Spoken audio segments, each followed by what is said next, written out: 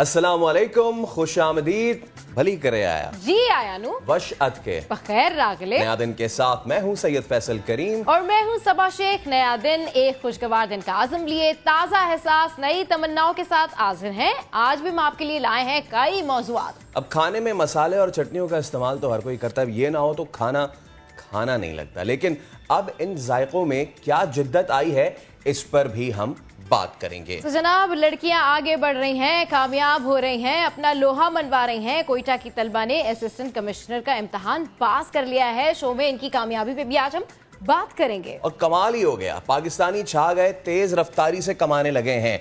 अब हम किस शोबे में कितना और कैसे कमा रहे हैं, शो में इस पे जरा तफसील से बात करेंगे। कराची और बलूचिस्तान के साहिल पर क्या कुछ हो रहा है, इसका भी बताएंगे आज हम। और पाकिस्तान सुपर लीग में मुल्तान सुल्तान फाइनल में पहुंच गई। फाइनल में सुल्तान का मुकाबला किससे होगा, इस पे भी होगी बात। लेकिन सबसे पहले आपको बताएं कि एक नए दौर की शुरुआत होने जा रही है। आज से पाकिस्तान और रूस के दरमियान नए और तारीखी दौर का आगाज होने जा रहा है।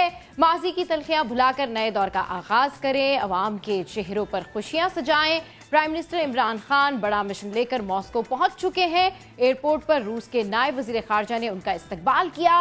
खास मेहमान के लिए आपको बताएं कि सुर्ख कालीन बिछाई गई है, गार्ड ऑफ ऑनर दिया गया है। इमरान खान आज रूसी सदर से मुलाकात करेंगे।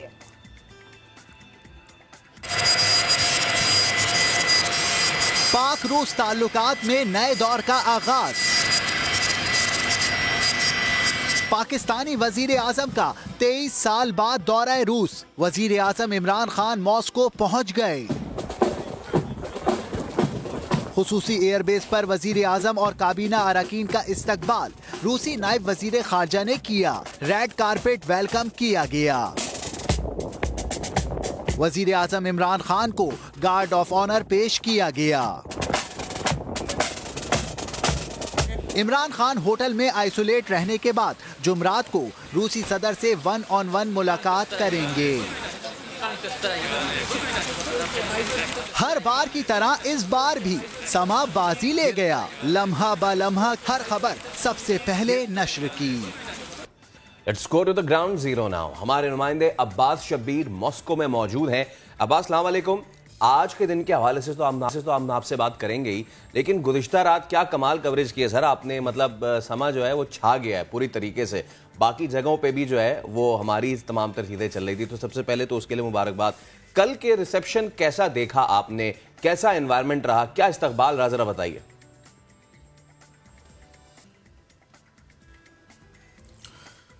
देखें, जो मॉस्को का VVIP एयरपोर्ट था जहाँ पे वज़ीर-ए-आज़म इमरान खान का तैयारा लैंड किया, वहाँ पर रेड कारपेट उनको वेलकम किया गया था। बहुत वालियाना इस्तकबाल प्राइम मिनिस्टर ऑफ पाकिस्तान का रशियन गवर्नमेंट की तरफ से किया गया।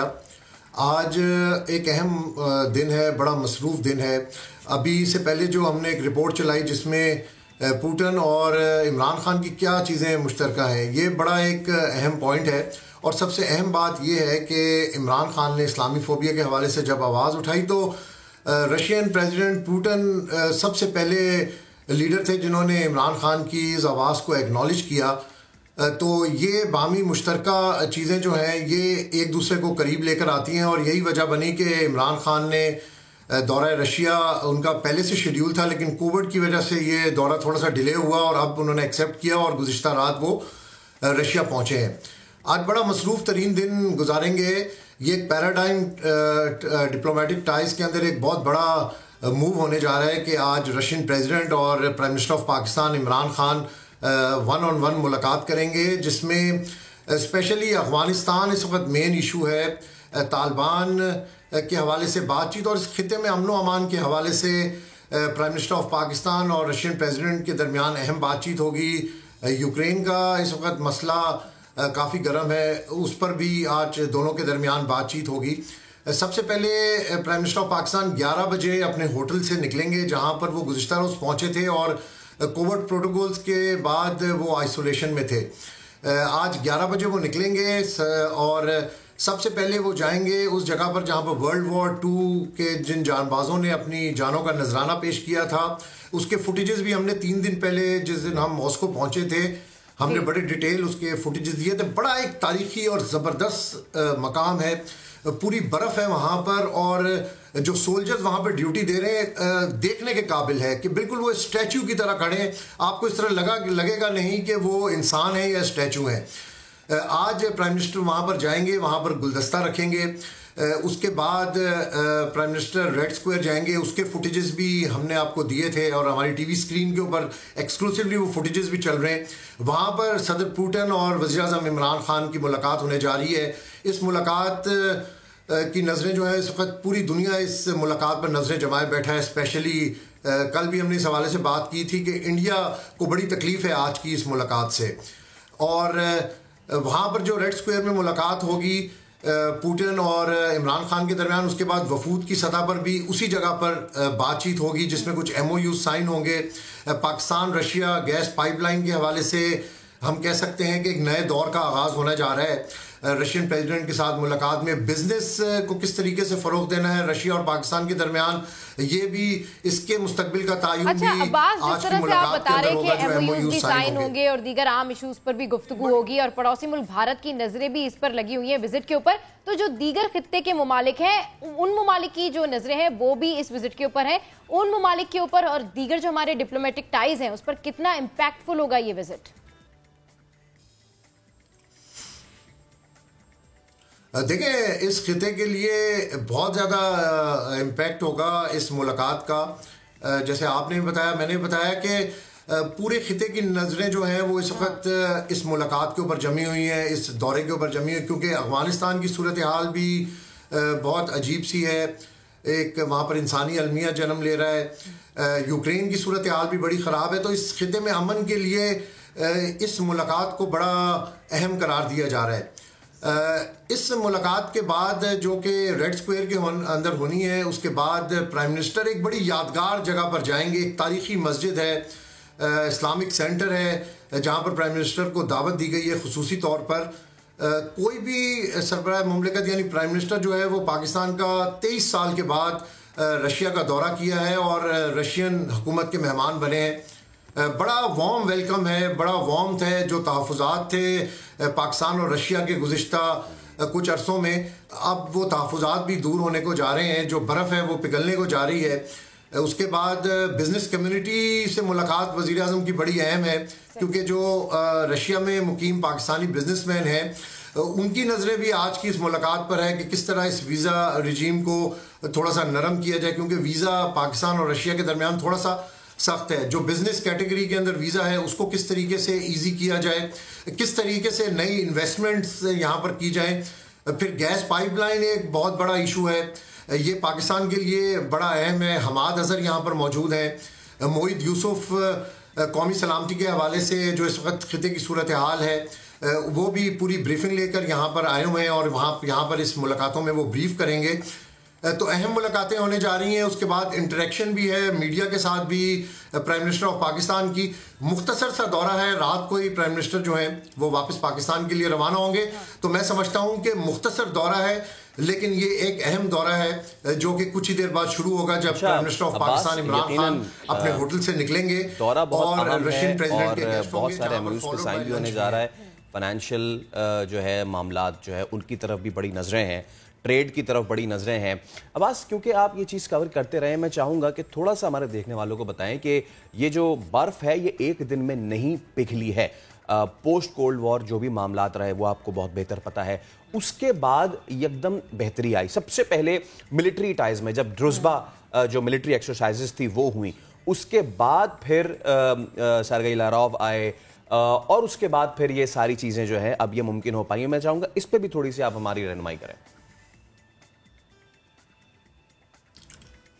जी बिल्कुल, आपने दुरुस्त कहा कि ये बैकडोर डिप्लोमेसी थी जो काफ़ी अरसे से चल रही थी, क्योंकि अफगानिस्तान की सूरत हाल और इस खिते में अगर आप रशिया को साथ लेकर नहीं चलेंगे, रशिया के साथ आप नहीं मिल बैठेंगे तो बहुत मुश्किल हो जाएगा इस खिते में अमन के हवाले से। जो रशियन हुकाम का पाकिस्तान का दौरा था, प्राइम मिनिस्टर ऑफ पाकिस्तान की और हुकूमत पाकिस्तान की जो बैकडोर डिप्लोमेसी थी, क्योंकि रशिया पहले इंडिया के साथ था और पाकिस्तान माजी के अंदर हमने देखा था कि अमेरिका की तरफ काफ़ी पाकिस्तान का झुकाव था। तो prime minister of Pakistan Imran Khan का ये वाज़े तौर पर बड़ा क्लियर स्टैंड था कि वो किसी भी ब्लॉक का हिस्सा नहीं बनेंगे, सिर्फ और सिर्फ वो चाहते हैं कि अमन हो और वो तमाम जो कुव्वतें हैं उनको साथ लेकर चलना चाहते हैं, उनके साथ चलना चाहते हैं, गुफ्तो शनीद से तमाम मामलात को हल करना चाहते हैं।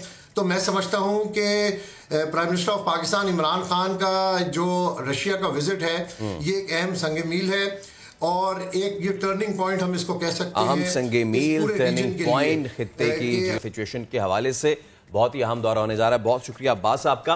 लेकिन अब इसी से जुड़ी एक और बड़ी अहम खबर है। तर्जुमान अमरीकी महकमा खारजा नेड प्राइस ने प्रेस कॉन्फ्रेंस की है और तर्जुमान अमरीकी महकमा खारजा ने इमरान खान के दौरे रूस पर तबसरे से गुरेज किया है और कहा है कि इमरान खान के दौरे की टाइमिंग पर तबसरा नहीं कर सकता। नेड प्राइस ने दिए लफ्जों में पैगाम भी दे दिया। दबे लफ्जों में उन्होंने कहा कि यूक्रेन पर मुमकिन हमले की सूरत में अमेरिका की क्या हिकमत अमली होगी। पाकिस्तान को बता दिया है हर मुल्क की जिम्मेदारी है कि वो पुतिन के ख्यालात के खिलाफ आवाज उठाए। अमेरिका के पाकिस्तान के साथ देरीना ताल्लुकात और शराकत दारी है। उम्मीद है रूस से मुतालिक पाक अमेरिका मुश्तरका मुफादात को मद्देनजर रखा जाएगा।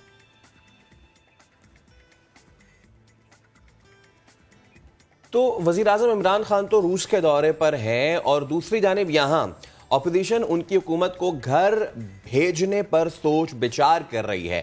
मुस्लिम लीग नून, पीपल्स पार्टी और JUI के बड़ों की बैठक में अदम एतमाद लाने पर फैसला वैसे तो नहीं हो सका। तो अपोजिशन ने तहरीक अदम एतमाद की तारीख के तयन के लिए कमेटी कायम कर दी है। लाहौर से आसिम नसीर रिपोर्ट कर रहे हैं। शहबाज शरीफ की रिहाइश गाह पर 3 बड़ों की मुलाकात। हुकूमत के खिलाफ अदम एतमाद पर इत्तेफाक तो हुआ, प्लान तय न हुआ। कामयाबी की सूरत में वफाक और पंजाब में मसनदे इक्तदार कौन संभालेगा? अपोजिशन रहनुमा ये फैसला भी ना कर सके। जराए बताते हैं पंजाब की वजारत आला के लिए हमजा शहबाज के नाम पर डेडलॉक बरकरार है। शहबाज शरीफ, मौलाना फजलुर रहमान और आसिफ जरदारी की मुलाकात में सिवाय एक कमेटी के कुछ ना निकला। अदम एतमाद की तहरीक के तयन के लिए कमेटी कायम की गई है जिसमें अपोजिशन की तमाम जमातों की नुमाइंदगी होगी।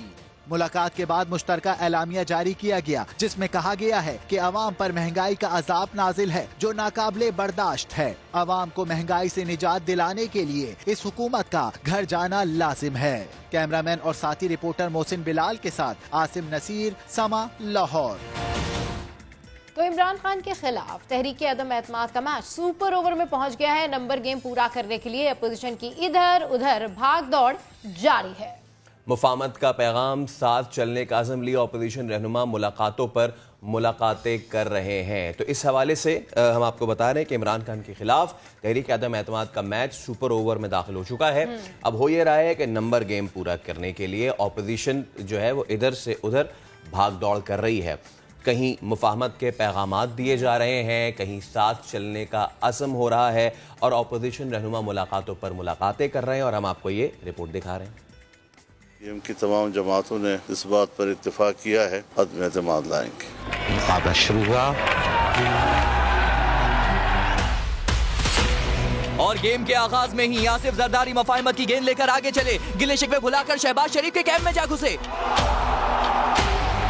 और अब खाने का वक्फा हुआ है। पहले घसीट के सैलड डाल के दिया प्लेट में, फिर जरदारी साहब को वहाँ से आगे घसीटा तो आगे मटन कोरमा था वो उनकी प्लेट में डाला, फिर घसीट के एक बंदे को ला के उन्हें कोल्ड ड्रिंक दी, फिर घसीट के उनके लिए मीठा भी डाल के लाए।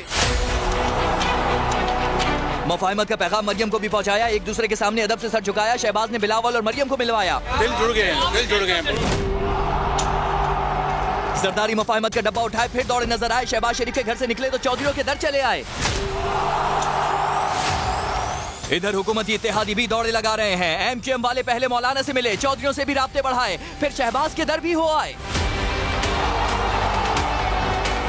अब गेम इख्तितामी मराहिल में दाखिल हो रहा है। ओपोजिशन वाले तेजी से हुकूमती डी की तरफ बढ़ रहे हैं।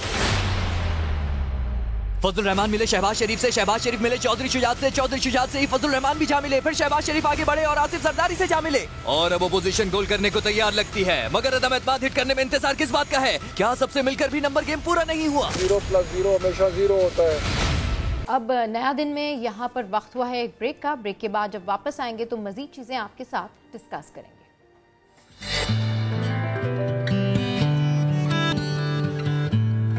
जब अज़्म बुलंद हो और हौसले जवान हो तो फ़र्क नहीं पड़ता कि आपका फैमिली बैकग्राउंड क्या है और आपके आगे कितनी मुश्किलात हैं।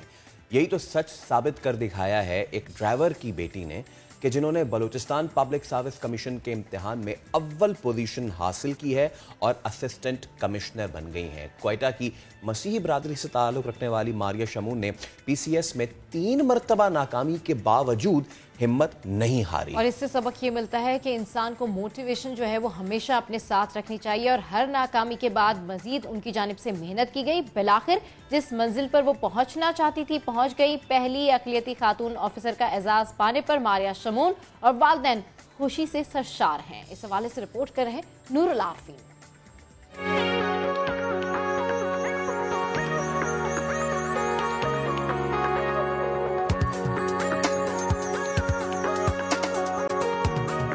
मेहनत का फल मीठा होता है। मेहनत करने वाले इंसान को जल्द या बदेर उसका फल मिल ही जाता है, ये मानना है मारिया शमून का, जिन्होंने हाल ही में पब्लिक सर्विस कमीशन के इम्तिहान में पहली पोजीशन हासिल करके असिस्टेंट कमिश्नर बनने का एजाज हासिल किया है। मारिया का ताल्लुक क्वेटा शहर के एक मुतवस्सित घराने से है, जिन्होंने अपने दीगर बहन भाइयों की तरह अपनी तमाम तालीम सरकारी तालीमी इदारों से हासिल की। मेरे लिए डू एंड डाई वाली सिचुएशन थी, तो हम कोई 300 से 400 लोग थे जो इस एग्ज़ाम दे रहे थे। इनरोल तो बहुत से लोग थे, लेकिन 300 से 400 लोग जो थे वो पेपर्स एग्ज़ाम्स दे रहे थे, जिनमें से सिर्फ 9 लोग जो है वो पास हुए और उन 9 लोगों में से 2 लोग असिस्टेंट कमिश्नर के लिए और 5 लोग सेक्शन ऑफिसर के लिए जो सिलेक्ट हुए थे, उनमें से मेरा पहला नंबर था। और जब मेरा रिज़ल्ट आया तो मैं यही देख के सबसे ज़्यादा मुझे खुशी इस बात की थी कि अगर मैंने पास किया है तो किसी डिस्टिंक्शन के साथ एक टॉपर होने की हैसियत से पास किया है।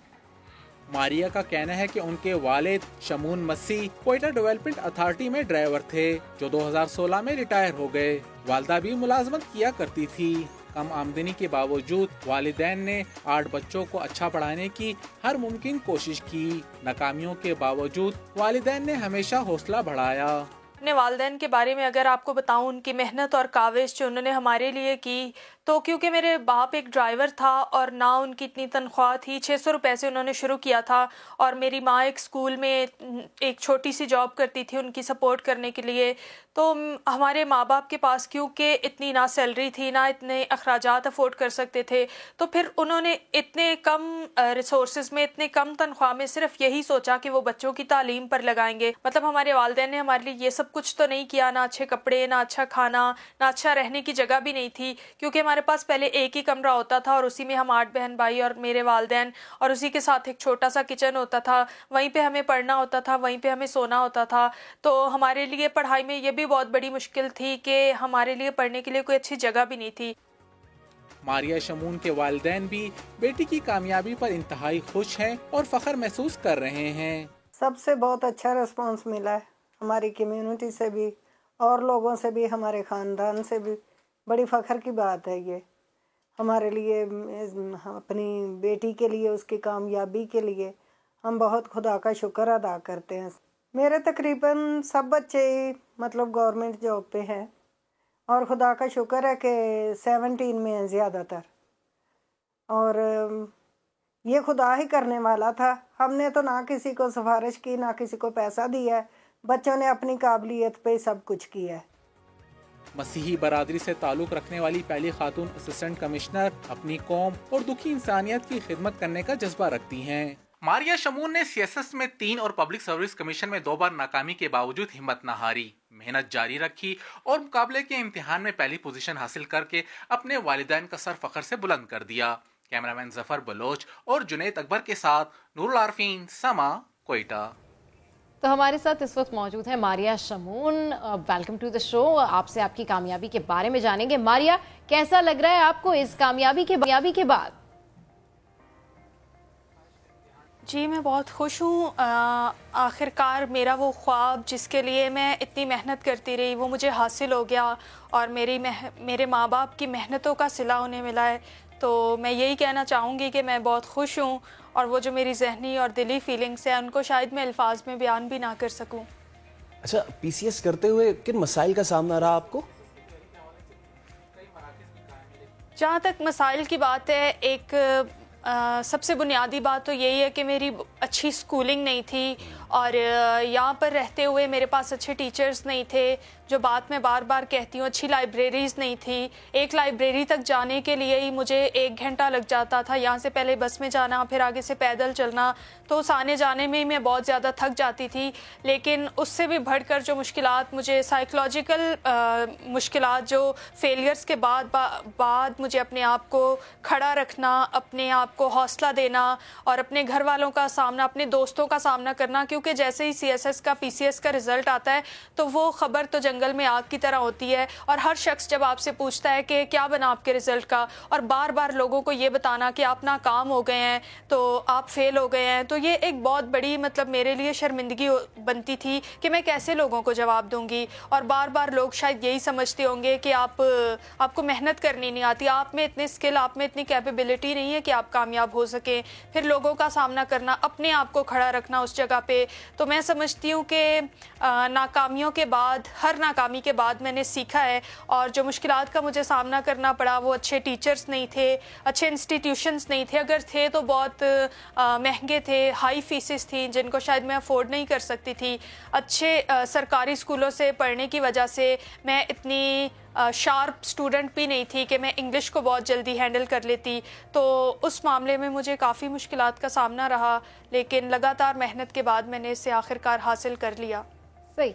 अच्छा, ये भी बताइएगा कि 3 बार आपने इम्तहान दिया, क्या PCS के निसाब में कोई तब्दीली हुई? जहाँ तक CSS की बात है तो CSS मैंने 2016 में जब अपना पहला अटैम्प्ट दिया तो उसी वक्त CSS का निसाब जो था वो तब्दील हुआ था, और मेरी इन 3 अटैम्प्ट्स में CSS का एक ही निसाब रहा। लेकिन यह है कि CSS के पेपर पैटर्न्स का जो तरीका था वो एक ही रहा, लेकिन PCS जो था उसका निसाब तो खैर चेंज नहीं हुआ, लेकिन PCS के पेपर का पैटर्न जो था वो हर बार चेंज होता था, खासकर जर्नल नॉलेज का पैटर्न, जिसकी वजह से बहुत दफ़ा स्टूडेंट्स को नाकामी का सामना करना पड़ता है, जिसकी वजह से बहुत दफ़ा स्टूडेंट पेपर में कंफ्यूज हो जाते हैं। तो निसाब तो चेंज नहीं हुआ, लेकिन ये मतलब स्टूडेंट्स की ख्वाहिश है कि PCS का निसाब जो है उसमें तब्दीली लाई जाए। अच्छा, बड़ा टफ ये कंपटीशन होता है, तो इम्तिहान की तैयारी में किसने आपकी मदद की थी? इम्तिहान की तैयारी में मैं किसी एक शख्स का तो नहीं कहूँगी कि उसने मेरी मदद की थी, क्योंकि मैं ख़ुद बहुत से लोगों के पास जाती थी कि वो मेरी हेल्प करें। जिस एरिया में मास्टर होता था, मैं अपने एक फ्रेंड, दूसरे फ्रेंड और अपने टीचर्स के पास, मुख्तलिफ़ लोगों के पास जाती थी कि वो मेरी हेल्प करें। सबसे पहले मैंने कोयटा में इन्फाल अकेडमी से अपना प्राइमरी नॉलेज जो था, मतलब मैं वहाँ पर गई, वहाँ से मैंने बेसिक्स पढ़े कि कम्पिटिटिव एग्ज़ाम होता क्या है, वहाँ से मुझे कुछ समझ आई। उसके बाद मैं सेल्फ़ स्टडी करती रही, कुछ दोस्तों से हेल्प लेती रही। तो मैं किसी एक शख्स का नहीं कह सकती कि उसने मेरी हेल्प की हो। अच्छा, PCS की तैयारी के हवाले से कई मराकज़ भी कायम हैं, लेकिन कहा यह जाता है कि ये तैयारी सिर्फ तैयारी ही नहीं है, बल्कि इसमें एक जो कैंडिडेट है उसकी कैपेबिलिटी का भी इम्तहान होता है। तो क्या कहेंगी आप इस पर?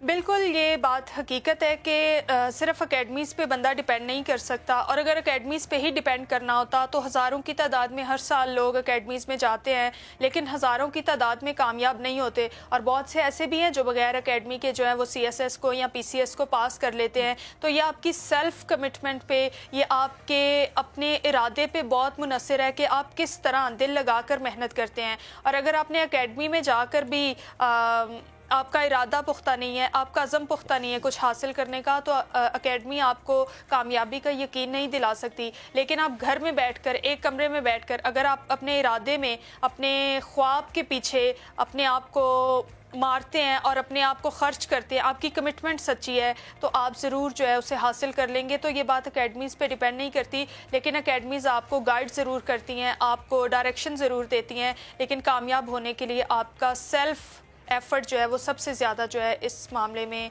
इम्पॉर्टेंट है। बहुत शुक्रिया मारिया आपका, और दुआएं आपके लिए कि अब आप जो इस मुल्क की बागडोर संभालने जा रही हैं, अल्लाह इसमें आपको कामयाब करे। तो अभी एक ब्रेक लेंगे, ब्रेक के बाद हाजिर होंगे, मज़ीद स्टोरीज आपके साथ शेयर करेंगे। हमारे साथ रहिए।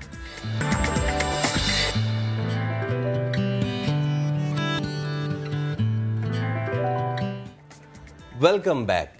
कई लोग जब आज सुबह नाश्ता कर रहे होंगे तो उन्होंने अंडा किया होगा फ्राई, और उस पर उन्होंने ऐसे, आजकल तो वैसे ज़माना नहीं, आजकल तो ऐसे ज़माना आ गया ना छिड़कने का, यूँ सो मसाले जो होते हैं वो हमारे खानों को बनाते हैं बहुत आला, और गैर मुल्की जायके अगर बनाने का कोई शौक़ रखती हैं तो वह समर सुल्तान वो मसाला जात की सनत को अब जिद्दत की तरफ ले जा रही हैं। वो डिपिट की CEO के तौर पर अपनी खिदमत सर अंजाम दे रही हैं। समर को फूड इंडस्ट्री में एक दहाई से जायद का तजुर्बा है और बैनुल-अक़वामी नुमाइश और मसालों और चटनियों में सालों के तजुर्बे के साथ और बैनुल-अक़वामी जायकों की मार्केट में फ़र्क को समझने के साथ साथ समर ने डिपिट को मुतारिफ कराया है। अब मार्केट में सिर्फ 4 साल में काबिल जिक्र कामयाबी हासिल की है। इस पर बात करने के लिए इस वक्त हमारे साथ मौजूद हैं डिपिट की CEO समर सुल्तान। अस्सलाम वालेकुम, वेलकम टू द शो। कैसी हैं आप? अल्हम्दुलिल्लाह, आई एम गुड। आप लोग कैसे हैं? बिल्कुल ठीक ठाक। समर, सबसे पहले तो ये बताइए कि व्हाट इज डिपिट? डिपिट एक सॉस ब्रांड है। हम अपनी from mayo to ketchup to जैसे वो कह रहे थे बैनुल-अक़वामी flavours, we have a lot of variety, traditional flavours, non traditional flavours. It's a sauce company, हम सॉसेस बनाते हैं राइट, और हर किस्म की हर वैरायटी की सॉसेस बनाते हैं। कैसे ये जहन में आइडिया आया आपके और कब आया? सो मैं कुछ साल हमारा एक रेस्टोरेंट है, मेरा हस्बैंड का, वो चला रहे थे एंड हम लोग सॉसेस यूज़ कर रहे थे अपने लिए। तो हम देख रहे थे कि मार्केट में सॉसेस की प्राइसेस भी बढ़ती जा रही हैं और वही इम्पोर्टेड चीज़ें आ रही हैं। तो इट डिडंट मेक सेंस कि हम इसको कमर्शली, तो हमने बोला कि हम खुद बनाते हैं अपने लिए। हमने खुद बनाना शुरू की। हमारे रेस्टोरेंट इंडस्ट्री में और दोस्त हैं, उनको देना शुरू की एंड देन वी डिसाइडेड कि इसको रिटेल में भी लॉन्च करते हैं क्योंकि आम कंज्यूमर के पास भी जाए। सही। तो एक गैप भी नज़र आ रहा था मार्केट में कि ये चीज़ और कोई कर नहीं रहा और ये सोचते रहते थे कि क्यों कोई नहीं कर रहा। तो एग्जैक्टली मतलब ऐसा कौन सा प्रोडक्ट है सॉस में डालने वाला जो हमारे मुल्क में नहीं, जो इम्पोर्ट हो रहा है या जो ऐसा तो कोई भी नहीं है। तो ऐसे बहुत सा हमारे कंज्यूमर्स बहुत अवेयर हैं और हर चीज़ यूज़ करते आ रहे हैं। बाहर ट्रैवल करते हैं लोग, वहाँ से चीज़ें देखते हैं, तो अवेयरनेस तो सबको है और यहाँ मिल भी रही थी चीज़ें। सही। तो इतनी जल्दी आपने जो है माशाल्लाह से कामयाबी हासिल की है और इसका राज क्या है? What is the secret behind that? Me and my husband works with us, तो हम दोनों बहुत और वो ख़ास तौर पे प्लस हमारी जो टीम है, ये किसी एक शख्स की मेहनत नहीं है, ये बहुत सारे लोगों की मेहनत है। दिन रात मेहनत है एंड एक स्टार्टअप की तरह चल रहा था हमारा काम, बिल्कुल छोटी नौयत से। तो बहुत ही इंटरेस्टिंग जर्नी रही और बहुत सारे लोगों ने इसमें एक पार्ट प्ले किया है। अच्छा, क्या रेंज है प्रोडक्ट्स, क्या जो है वो कौन, जैसे या फिर मैं अगर बाजार वाली ज़बान इस्तेमाल करूँ, कौन कौन से मसाले जो हैं वो आप बेच रही हैं? कौन कौन से सॉसेस बेच रही हैं? सो हमारे पास हॉट सॉसेस की रेंज उसमें 4 से 5 अलग अलग सॉसेस हैं, जिसमें हाबानेरो है, चिपोटले है, टबास्को है, हॉट सॉस है जो हम आम यूज़ चाइनीज़ में करते हैं, विनेगर्स की एक रेंज है, मेयोज़ की एक रेंज है। उसके अलावा स्वीट में हमारे पास sweet Thai chili, honey mustard, thousand island, अब इतने हैं हम, I don't even sometimes I forget कि कौन सा वाला मैं भूल रही हूँ। So many flavors. So from sweet to heat, everything in between. सही। अच्छा, आपको ये ब्रांड लॉन्च करने में चैलेंजेस क्या थे, मार्केटिंग चैलेंजेस क्या थे, क्या हर्डल्स थी? सो इनिशियली जब हम ये आइडिया के तौर पे भी लेके आते थे तो लॉट्स ऑफ पीपल सेड कि भाई ये तो ऑलरेडी प्रोडक्ट्स हैं और बहुत कॉम्पिटिटिव हैं, बहुत इंटरनेशनल ब्रांड्स हैं, इस सेगमेंट में आप लोग कैसे यहाँ मार्क प्ले करोगे? But I think quality, good packaging and a good communication and availability, हमने 3 साल में या 4 साल में हमने अपनी डिस्ट्रीब्यूशन बढ़ाई। इसमें बहुत जगह हमने जाके अपनी दुकानों में बेचने की कोशिश की। Few right decisions I think made all the difference. अच्छा समर, जब भी फूड की बात आती है ना तो हमारे यहाँ लोग द प्रेफर्ड टेस्ट जैसा भी हो, बट बहुत ज़्यादा इम्पॉर्टेंट होता है उसको हेल्दी और हाइजीनिक भी रखना। Absolutely. तो उसको कैसे आप मेक श्योर करते हैं? सो हम लोग बहुत सारे इंटरनेशनल मुल्कों में भी अपना प्रोडक्ट बेच रहे हैं और बहुत सारी ऐसी MNCs के साथ काम करें जिनको हम सॉसेस सप्लाई करते हैं। तो उनके बहुत ही स्ट्रिक्ट क्वालिटी स्टैंडर्ड्स होते हैं, ऑडिट्स होते हैं। बाहर से लोग आके हमारी फैक्ट्री को विज़िट करते हैं, चेक करते हैं और ये साल में 3 से 4 दफ़ा हो रहा था। तो हर 2-3 महीने में कोई ना कोई गवर्नमेंट एजेंसी भी आके खड़ी हुई होती है कि आप दिखाएं कि आप लोग किस तरह बना रहे हैं। We don't use any artificial flavours, we don't use any artificial colours. उसके अपने अलग चैलेंजेस होते हैं, but we want to make the product as healthy as possible. तो इसमें हम अगर उसमें लिखा हुआ है कि चिपोटले है तो वो वाकई में चिपोटले है, उसका फ्लेवर नहीं है। सो that's a key differentiator I think between us and some of our competition, जो के फ्लेवर्स भी यूज़ कर रहे हैं, कलर्स भी यूज़ कर रहे हैं, I think quality is most important to develop. बिल्कुल ठीक है, नहीं कि क्वालिटी जो है वो बहुत ज़्यादा मैटर करती है कि आपका जो भी स्टफ है उसकी क्वालिटी क्या है, और स्पेशली अगर ये खाने पीने की बात हो तो लोग खाने पीने पे तो बिल्कुल भी कॉम्प्रोमाइज़ नहीं करते। वो कहते नहीं भाई हमें तो हाइजीनिक चीज़ ही चाहिए।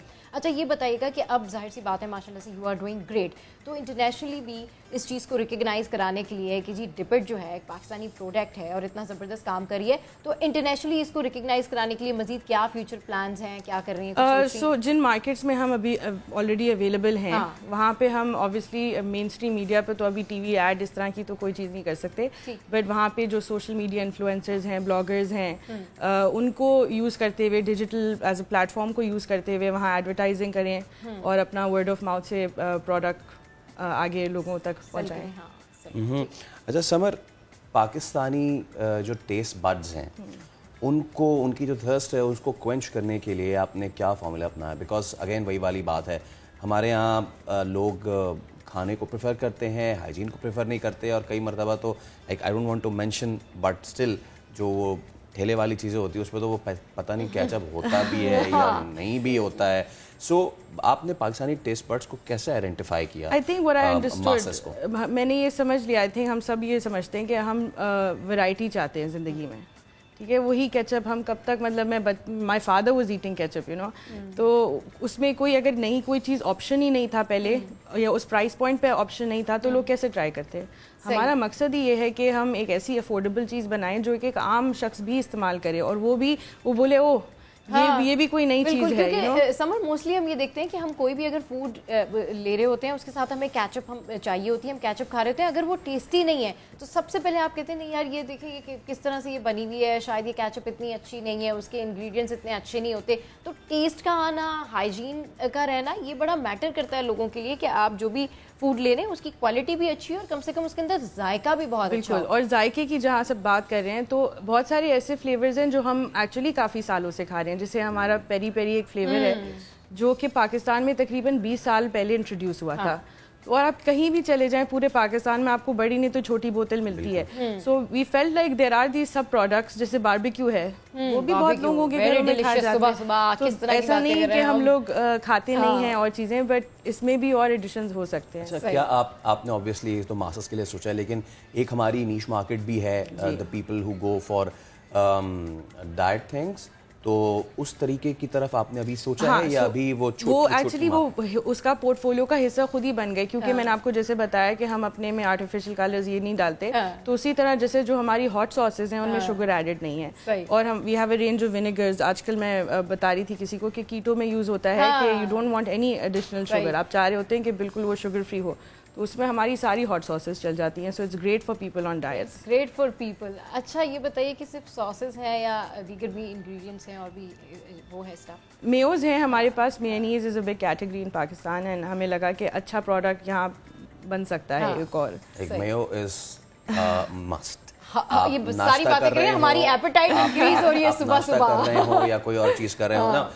Again talking about the business, अभी करंट एक तो कोरोना वाले मामलात रहे पिछले 2 साल में, उसके बाद अब डॉलर जो है उसने भी यूं कलाबाजी, कभी यूं कभी यूं, तो ये सारी चीज़ें मिला के आपने अपने बिजनेस को इस मजदार से, इस तूफान से, इस हरिकेन से कैसे निकाला? बिकॉज हम तो वही प्रॉब्लम सॉल्व करना चाह रहे थे ना, हम तो चाह रहे थे कि इम्पोर्ट्स रुके हैं, हम चाह रहे we want people to buy local, हम चाह रहे हैं कि इम्पोर्ट सब्स्टिट्यूशन हो, ताकि अगर आप कोई इम्पोर्टेड चीज़ खरीद रहे हैं हम वही चीज़ आपको अच्छी दाम में in a good hygienic pack with the same flavour with the same taste, if we giving that to you then why do you need to buy it from abroad. ज़बरदस्त बात आपने उठाई है। लोगों का रिएक्शन कैसा है? आई थिंक बहुत लोगों को, आई मीन हमें तो बहुत भाया है लोगों ने, दे लाइक द प्रोडक्ट। हम अगेन वही अफोर्डेबल है, क्वालिटी अच्छी है, जायका मिल रहा है, and people, mothers want to try new things for their kids. और लोगों का रिएक्शन, रेस्टोरेंट्स का रिएक्शन कैसा है? उनका भी, उन्होंने भी बहुत अप्रिशिएट किया है, इसीलिए बिकॉज उनको भी वही चैलेंजेस हो रहे थे, तो हमने तो रेस्टोरेंट चलाया हुआ है, so I know what pain people were in. तो उनको अगर वो कहीं बाहर से कोई केचप मंगवा रहा है या कोई पिज्जा सॉस मंगवा रहे हैं, if I can give them the same product here then I am saving the money, I am saving the. Let's talk about the money now. अगर मैं एक सॉस ले रहा हूँ एक इंटरनेशनल ब्रांड की, तो वो मुझे कितने की पड़ती है? और let me give you an example of peri peri. I'm not going to name the brand, but the most popular one is probably about 900 rupees. We're selling ours for 350. Okay, Tabasco sauce होती है, वो अब market में तकरीबन अभी मैं online मिलता है। जी जी, ऑनलाइन भी मिलता है, Dippet.com आप ऑर्डर कीजिए। हमारे पास तो सॉसेस के लिए बेहतरीन चॉइस आ गई है। टबास्को सॉस है, it's a very popular sauce here as well. वो तकरीबन 350-390 की मिलती है, छोटी सी बोतल 200 ml की। We giving the same product, well the same our version of it at about 100 rupees, 100 to 150 rupees depending on the retailer. Okay. But it's less than half than what you're paying for. So summer, ये कितनी बड़ी एक responsibility होती है कि जब आप एक ब्रांड हैं और आप इतना अच्छा काम कर रहे हैं तो इसको मेंटेन रखना, इसकी क्वालिटी को मुस्तकिल चेक करना, जो आपकी कंज्यूमर के जो डिमांड्स हैं उसके अकॉर्डिंगली तमाम तर चीज़ें जो है वो फुलफिल करना, तो ये कितना बड़ा एक रिस्पॉन्सिबिलिटी वाला काम होता है। ये बिल्कुल है, you have to maintain absolutely, but उस पे ही तो quality, the brand is built on quality and consistency. सही, तो आपका मकसद यही होता है कि ग्रोथ हो, बट कंसिस्टेंट ग्रोथ हो, ताकि आप भी चीज़ों को हाथ में रखते हुए चलो। ऐसा it's hard to do that sometimes when you're scaling, but यही तो this is the challenge to maintain the quality, to maintain consistency. Market में कॉम्पिटिटर्स हैं आए हैं, because I think when you start seeing potential तो आप देखते हो कि और लोगों को भी वो पोटेंशियल फिर नजर आना शुरू हो जाता है। हम उसको वेलकम करते हैं because it only makes us work harder, right? और अब कहाँ लेके जाना चाहती हैं डिपिट को? I wanted to be a brand in its own right which it is become, लेकिन इंटरनेशनल मार्केट में हम चाहते हैं कि हमारी और ना कि सिर्फ हम इंपोर्ट सब्स्टिट्यूशन रोकें बट एक्सपोर्ट भी करें, और जितना हम बाहर माल बेच सकते हैं बेचें। अच्छा समर, जिस तरह से आपने कहा कि यू वांट कि लोग अपनी ही प्रोडक्ट को बाय करें और यहीं से ही प्रोडक्ट लें, क्योंकि वही प्रोडक्ट अगर उनको कम पैसों में मिल रही है और अच्छी क्वालिटी के साथ, अच्छी ब्रांड के साथ मिल रही है, तो व्हाई नॉट हम अपनी ही प्रोडक्ट क्यों नहीं खरीदें और अपनी ही मुल्क को फ़ायदा क्यों ना पहुँचाएं? तो इससे इकोनॉमिकली भी जो है वो हमारी कंट्री को कितना फ़ायदा होगा? बहुत फ़ायदा है, और आज बिकॉज आप डॉलर की बात करें कि महंगा हो गया है, पूरी दुनिया के लिए हम सस्ते हैं अभी, वी बिकम द चीपेस्ट। तो एक अपॉर्चुनिटी है इसमें भी कि हम अगर किसी को आदत लग जाती है तो फिर वो प्रोडक्ट मांगता है, चाहे वो महंगा भी हो जाए थोड़ा सा। सो अगर किसी को हमारे प्रोडक्ट की आज आदत लग गई है बाहर कहीं पोलैंड में बैठे हुए, तो वो तो ही continue to want it. We are selling to Japan, जो बहुत एक मुश्किल मार्केट है, और उनके क्वालिटी स्टैंडर्ड्स वहाँ इंपोर्ट करना, we are the only Pakistani sauce company that's exporting there. तो अगर वहाँ उनको हमारा प्रोडक्ट पसंद आता है कंसिस्टेंटली, तो वो आज अगर थोड़ा सा मंगवा रहे हैं तो आगे जाके वहाँ पर भी they'll want more. So the idea is to grow here as well as internationally. That's how we see we can इस add आइडिया value. के लिए आपको best of luck. Thank you so much for coming, और डिपिट के लिए तमाम की तमाम तर I bought some for the team and for you guys, so please. Okay, तो हम फौरन से ब्रेक ले रहे हैं। We are dipping into the break immediately, और उसके बाद हम हाजिर होंगे। तो आपको लगेगा कि हम कुछ चटखारेदार बातें करने जा रहे हैं, उसकी सारी की सारी जिम्मेदार होंगी डिपिट सॉस। तो फिर एक ब्रेक लेते हैं।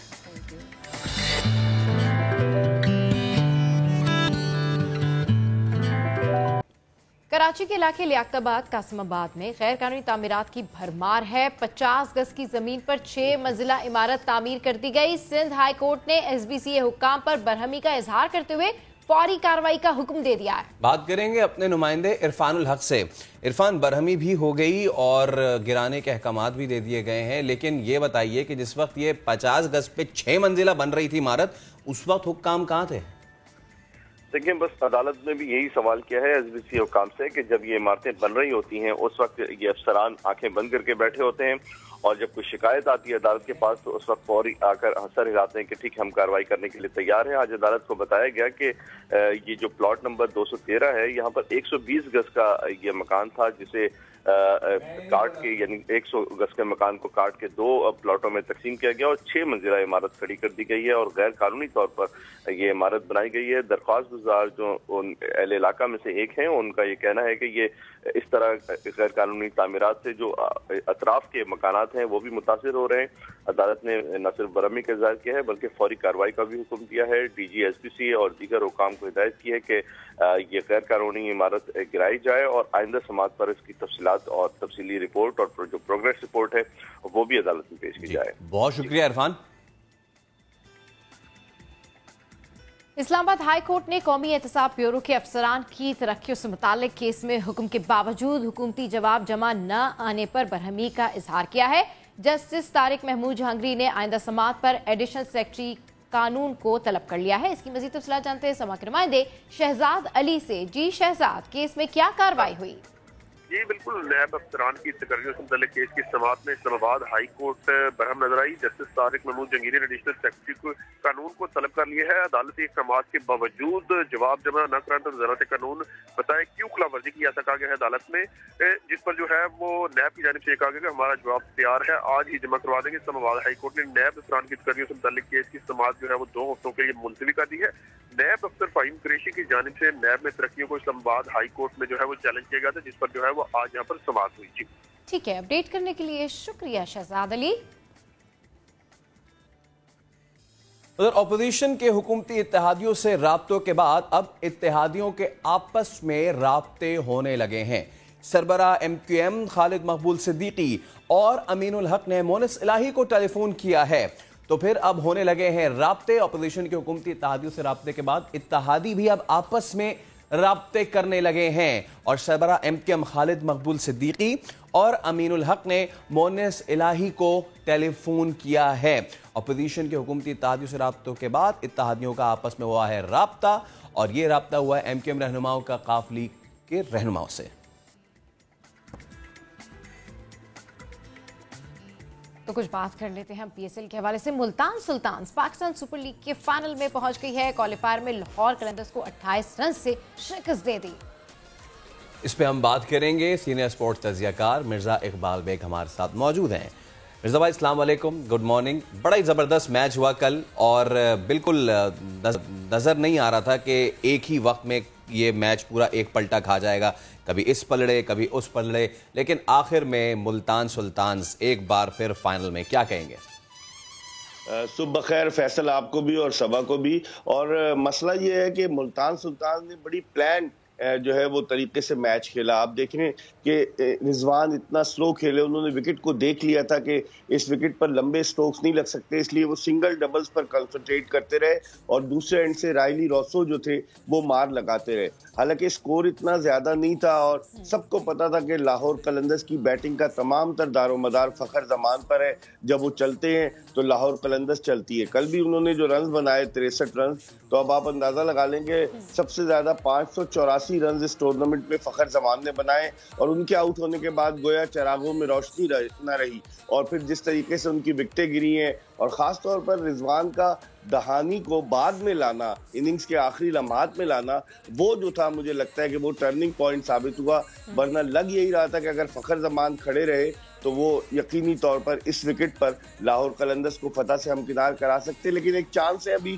फैसल लाहौर कलंदर्स के लिए। आज का जो मैच है पेशावर ज़ल्मी और इस्लामाबाद यूनाइटेड, आज जो टीम जीतेगी वो कल लाहौर कलंदर्स से खेलेगी, तो अभी राइट ऑफ नहीं कर सकते। लेकिन सुल्तान्स ने वाकई में सुल्तानों जैसी कारकर्दगी पेश की है। बिल्कुल ठीक कह रहे हैं कि सुल्तान्स ने जो है वाकई सुल्तानों जैसी कारकर्दगी पेश की। अच्छा, दीगर मैचेस के हवाले से भी हम बात करेंगे, लेकिन अगर मुल्तान सुल्तान की कंसिस्टेंसी और हम रिजवान की कप्तानी के ऊपर बात करें तो क्या रेट करेंगे आप? क्योंकि अनबिलीवेबल, इतना ज़बरदस्त कम बैक किया है और इतना ज़बरदस्त जो है वो जेलअप है इनकी टीम, एक के बाद एक कामयाबी। अगर आपने गौर किया हो इकबाल भाई, तो लास्ट ओवर में भी रिजवान उतने ही बहुत ज़्यादा कंसर्न थे कि लास्ट ओवर तक जो है वो अपनी टीम को जेलअप कर रहे थे, बार बार वो बॉलर को जो है वो इशारे कर रहे थे। तो कितना काउंट करते हैं कप्तान के लिए ये? देखिए सबा, कहते हैं ना कि वो जो सिपा सालार होता है, जो किसी भी फौज को लीड कर रहा होता है, वो खुद परफॉर्म करता है। तो रिजवान ने न सिर्फ खुद परफॉर्मेंस दी है बल्कि वो ठंडे मिजाज के कप्तान नजर आए हैं। कोई खिलाड़ियों पर गर्मी का, गुस्से का इजहार नहीं करते। और न सिर्फ ये कि वो गुस्से और गर्मी का इजहार नहीं करते, बल्कि जब वो रन खुद स्कोर करते हैं तो टीम का मोराल अप होता है। मेरे ख्याल में अब एक बहस छिड़ गई है कि क्या T20 में रिजवान को बाबर आजम की जगह कप्तान होना चाहिए, जो कि मेरे ख्याल में बहुत जल्दी है। लेकिन रिजवान ने वाकई में, देखें आप कि 10 मैच जो लीग मैच हुए, सिर्फ एक मैच हारी मुल्तान सुल्तान्स की टीम, और वो भी हारी किससे? लाहौर कलंदर्स से।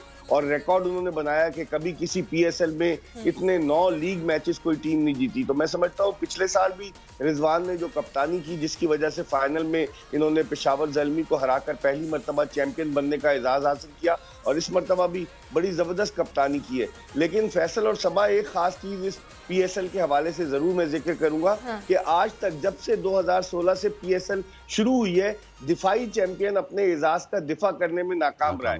पहली PSL जो था वो इस्लामाबाद यूनाइटेड जीता, दूसरी PSL पेशावर ज़ल्मी जीता, तीसरी फिर इस्लामाबाद यूनाइटेड, चौथी PSL जो थी वो कोयटा की टीम, पांचवी कराची और छठी मुल्तान सुल्तान। तो अगर आप 6 एडिशंस का जायजा लें तो आपको अंदाजा होगा कि जो टीम जीती थी गुज़िश्ता बरस वो अगले बरस अपने एजाज के दिफा में नाकाम रही। शायद मुल्तान सुल्तान इस मरतबा तारीख को बदल दे। चलिए जरा लाहौर कलंदर्स की बात करें। एक तो ये चीज़ के कहाँ गलती हुई शाहीन शाह अफरीदी से, और दूसरी चीज़ क्या कल लाहौर की जो फॉल्ट लाइंस हैं वो एक्सपोज हुई हैं? बिल्कुल फैसल, जो आखिरी ओवर्स में 2-3 ओवर्स में जिस तरीके से रन स्कोर किए मुल्तान सुल्तान ने, उस वक्त ऐसा लग रहा था कि शायद 140-50, लेकिन वो फिर 163 तक चले गए। तो लगता ही है आखिरी ओवर्स में उन्होंने जो है वो किया। दूसरे उन्होंने समीत पटेल को खिलाया, फवाद अहमद को ड्रॉप करके लेग स्पिनर। राशिद खान जबरदस्त परफॉर्म कर रहे थे, वो चले गए अफगानिस्तान से खेलने के लिए। और फिर एक और खास बात कि जो उनका टॉप ऑर्डर है, जिस तरह से वो कामरान गुलाम को आजमा रहे हैं, अब्दुल्ला शफीक को आजमा रहे हैं, वो इतना मजबूत नजर नहीं आता। और हैरी ब्रुक ने अगरचे एक सेंचुरी बनाई है लेकिन वो नाकाम हो गए। तो मैं समझ रहा हूँ बहुत कुछ उनकी बैटिंग जो है वो फखर जमान के इर्द गिर्द घूम रही है। और जो अगर वो नाकाम होता है, और कल तो खैर उसने रन किए, लेकिन बाकी बैट्समैन क्या कर रहे हैं, ये लम्हे फिक्रिया है लाहौर कलंदर्स के। मिर्जा भाई जरा अब आज के मैच की बात कर लेना, इस्लामाबाद वर्सेस पेशावर। अब हुआ यह है कि साल से जो रीत चली आ रही थी वो पिछले PSL में उस रीत को थोड़ा सा धचका लगा और इस PSL में तो पूरी की पूरी तब्दील हो गई। कहाँ होते थे चैंपियंस क्वेटा, कहाँ कराची पे सारा का सारा दावा होता था, और कहाँ पेशावर को जो है वो बिल्कुल एक येलो स्टॉर्म होता था। लेकिन इस बार मामलात बिल्कुल उलटफेर हो गए हैं। मुल्तान ने अपनी दावेदारी का हक जमा दिया है, लाहौर ने तो कमाल कर दिया है। तो आज के मैच को कैसा देख रहे हैं, किसको रेट कर रहे हैं, मोमेंटम किसके साथ है? फैसल, मैं समझता हूं कि आज के मैच में पेशावर ज़ल्मी को जो है वो थोड़ी सी बरतरी हासिल होगी इस्लामाबाद यूनाइटेड पर, क्योंकि पेशावर ज़ल्मी की टीम ने जो कराची लेग में इतनी अच्छी परफॉर्मेंस नहीं दी थी, लेकिन यहाँ जो परफॉर्मेंस दी है, फिर उसने जो आखिरी मैच जीता है सुपर ओवर में, उनके कप्तान वहाब रियाज अपनी बॉलिंग फॉर्म में वापस आ गए। और जिस तरह की परफॉर्मेंस पेशावर ज़ल्मी ने दी है, मैं समझता हूँ इस्लामाबाद की टीम जख्मों से चूर है। आप देखें कि आज पता चलेगा कि आया शादाब खान फिट होकर कप्तानी करते या नहीं, तो उनके कप्तानी न करने से भी बड़ा फर्क पड़ा है। फिर इस्लामाबाद यूनाइटेड की टीम में एलेक्स हेल्स वापस आ गए, जो कि इंग्लैंड के ओपनर हैं, और उनकी मौजूदगी यकीनन टॉप ऑर्डर में इस्लामाबाद के लिए एक ऑक्सीजन साबित होगी। लेकिन मैं समझता हूँ इसके बावजूद इंतमा हसन अली की फिटनेस पर सवालिया निशान, फहीम अशरफ की फिटनेस पर सवालिया निशान, तो जो उनके मेन प्लेयर्स हैं, शादाब खान की फिटनेस पर क्वेश्चन मार्क, तो उनके जो मेन प्लेयर्स हैं जो इस्लामाबाद यूनाइटेड की टीम का कॉम्बिनेशन जेल करते हैं, वो मुकम्मल तौर से फिट नहीं है। तो मैं समझता हूँ एडवांटेज जो है वो आज पेशावर ज़ल्मी की टीम को होगा। ठीक है, आपको लगता है कि एडवांटेज जो है वो पेशावर ज़ल्मी की टीम्स को होगा। अच्छा, अगर हम पिछले मैच की बात करें तो शाहीन शाह अफरीदी के हवाले से क्या कहेंगे, क्या लगता है कहाँ गलती हुई, क्या किया, थोड़ा इस हवाले से जरा बात करें। देखें, सबा शाहीन शाह अफरीदी ने जो आखिरी 3 ओवर्स थे, हालांकि वो खुद भी एक सेकंड लास्ट ओवर में आए, वो ओवर्स जो थे वो वाइटल साबित हुए, जिसमें इतने रन स्कोर हो गए कि टारगेट जो था लोग एक्सपेक्ट कर रहे थे, मैंने पहले भी कहा कि 150 तक का होगा, लेकिन उसके बावजूद, हालांकि इन्होंने शान मसूद को जल्दी आउट कर लिया था, 50 रन पर 2 विकेटें गिर गई थी कल इस्लामाबाद वो जो लाहौर कलंदर्स के खिलाफ इसकी जो टीम थी मुल्तान सुल्तान की। लेकिन उसके बावजूद जिस अंदाज से जो पार्टनरशिप लेकर चले हैं, रायली रॉसो और रिजवान, बड़ी कैलकुलेटेड बैटिंग की है उन्होंने। और शाहीन अफरीदी शायद ये समझ रहे थे कि रिजवान को अगर हम आउट कर लेंगे या स्लो खेल रहे हैं तो हम इस टारगेट तक पहुंच जाएंगे।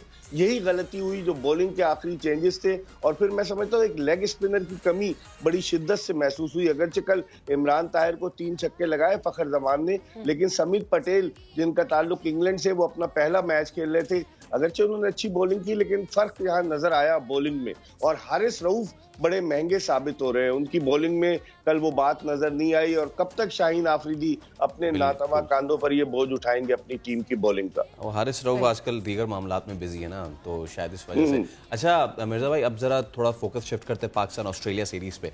आपने खुद कहा इतनी इंजरीज हुई हुई हैं, तो कहीं वो इंजरीज खुदा ना खास्ता इस सीरीज को तो अफेक्ट नहीं करेंगी? लगता नहीं है फैसल। 4 मार्च से पहला टेस्ट मैच रावलपिंडी में शुरू हो रहा है और इतवार को जिस दिन HBL PSL का फाइनल है उस दिन ऑस्ट्रेलिया की क्रिकेट टीम पाकिस्तान आ रही है। असल मसला ये हसन अली जिन्होंने बड़ा अच्छा परफॉर्म किया था बांग्लादेश की सीरीज में, उससे पहले पाकिस्तान में जो साउथ अफ्रीका के खिलाफ टेस्ट सीरीज हुई, मैं टेस्ट मैचेस की बात कर रहा हूँ, तो हसन अली की फिटनेस पर क्वेश्चन मार्क है।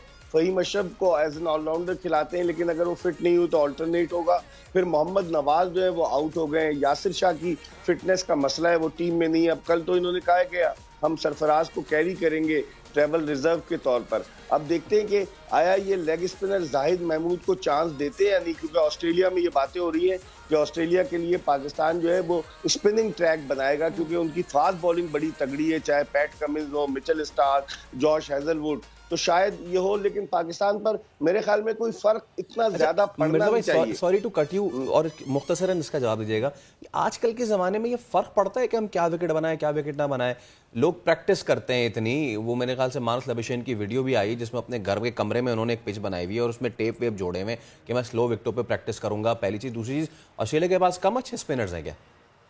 ऑस्ट्रेलिया के पास नेथन लॉयन है, बड़े जबरदस्त है, वो एस्टन अगर को लेकर आए हैं, स्वेप्सन है उनके राइट आर्म लेग स्पिनर। लेकिन फैसल फर्क पड़ता है। आप भारत को देख लेना कि भारत अपने घर का शेर है। जब टेस्ट सीरीज होती है वो इस तरह की विकेटें बनाते हैं। आपको याद होगा एजाज पटेल ने मुंबई टेस्ट में 10 की 10 विकेटें ली और उसके बावजूद न्यूजीलैंड हार गया। तो भारत स्पिनिंग ट्रैक बनाता है और स्पिनिंग ट्रैक से फर्क पड़ता है। कोई भी चाहे दुनिया की टीम हो, चाहे जितनी अपने घर में छत पर बाहर गली में प्रैक्टिस कर ले, लेकिन जब स्पिनिंग ट्रैक होता है तो मुश्किल होती है बैट्समैनों के लिए। बहुत शुक्रिया मिर्जा इकबाल बेग हमारे साथ मौजूद। और ऑस्ट्रेलिया बड़े तगड़े स्पिनर्स के साथ आ रहा है, नेथन लॉयन, और अगर एस्टन एगर चल गए तो क्या पाकिस्तान की स्लो विकेटों वाली जो हिकमत अमली है इनके खिलाफ तो नहीं चली आएगी? ये तो वक्त बताएगा। लेकिन अभी वक्त हुआ शो में ब्रेक का, तो ब्रेक के बाद जब वापस आएंगे तो मज़ीद चीजें डिस्कस करेंगे। हमारे साथ रहिए।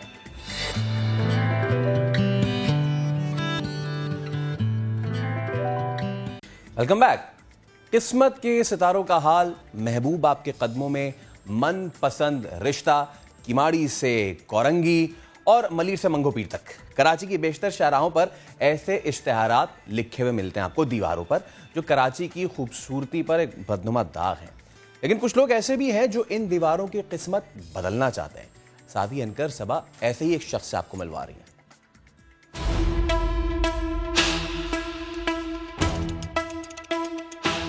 मेरे आसपास का ये मंजर देखकर आप समझ गए होंगे कि आज हम बात करने वाले हैं शहर कायद की। और शहर कायद की बातों में आज हम बात करेंगे इस शहर की दीवारों की, जो कि वॉल चॉकिंग से भरी हुई हैं।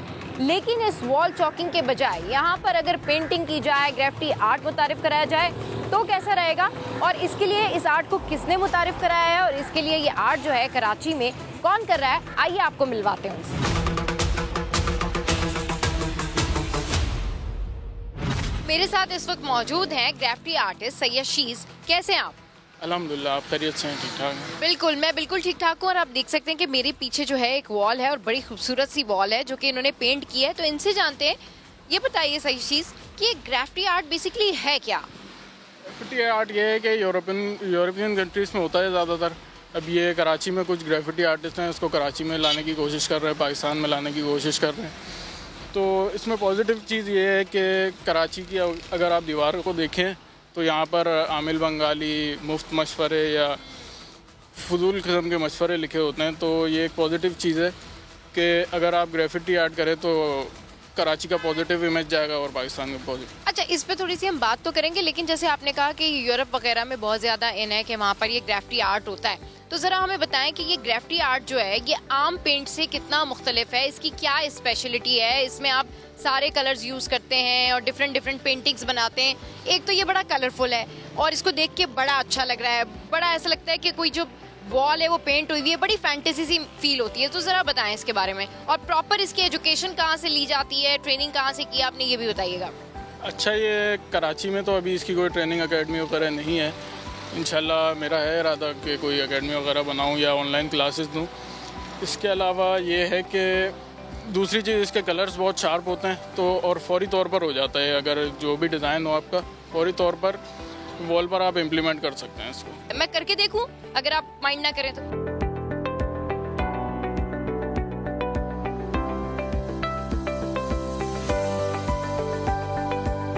अच्छा सयशीज, जैसे कि आप सोच रहे हैं कि इस आर्ट के बारे में आप ऑनलाइन क्लासेस शुरू करेंगे, तो जब आप ये पेंटिंग करते हैं तो जो रिएक्शन होता है लोगों का वो क्या होता है? लोग बड़ा पसंद कर रहे हैं, क्या कहते हैं कि यार वाह तुमने तो ज़बरदस्त काम किया, एक दीवार ऐसे ही थी और तुमने इतना ज़बरदस्त उसके अंदर जो है वो आर्ट प्ले किया? बिल्कुल ऐसा ही होता है, बिल्कुल मुख्तलिफ जगहों पर करता हूँ मैं, तो लोग आगे रुकते हैं, अपना नंबर दे के जाते हैं, यार हमारे घर पर भी करते हैं, बाहर आउटसाइड हमारे ड्राइंग रूम में करते हैं, तो लोग करवाते हैं रुक कर। बिल्कुल। अभी तक आपने ये जो आर्ट है वो कहाँ कहाँ किया है, कहाँ कहाँ प्रेजेंट किया अपना ये आर्ट? और ये मुझे तो बहुत फंकी लग रहा है, बहुत अच्छा लग रहा है देख के। ये मैं पिछले 6 साल से कर रहा हूँ और अभी तक कराची के तकरीबन 40 से ज़ायद मुकामात पर कर चुका हूँ। अच्छा। और इंशाल्लाह मेनली कहाँ पर किया हुआ है?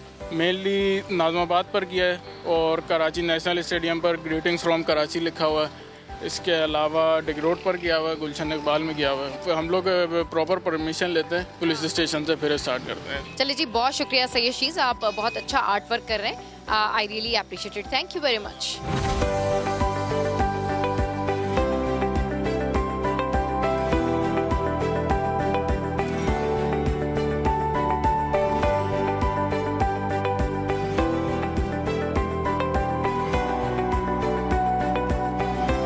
Keep watching नया दिन।